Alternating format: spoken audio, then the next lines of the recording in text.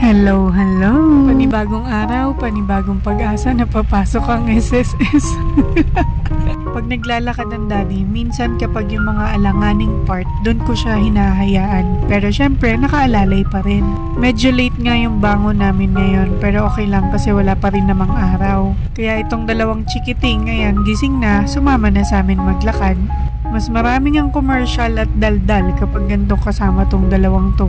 Pero okay lang naman kasi sa ngayon, walking na lang ni daddy sa umaga ang tanging oras na nakakalabas kami na magkakasama. Kasama din kasi namin ngayon si mama sa bahay. Kaya kahit papano habang naglalakad kami, pag uwi namin, meron ng almusal. Salamat ma sa pagsuporta at pag-alaga sa amin. Kahit na napakakulit ng dalawang chikiting.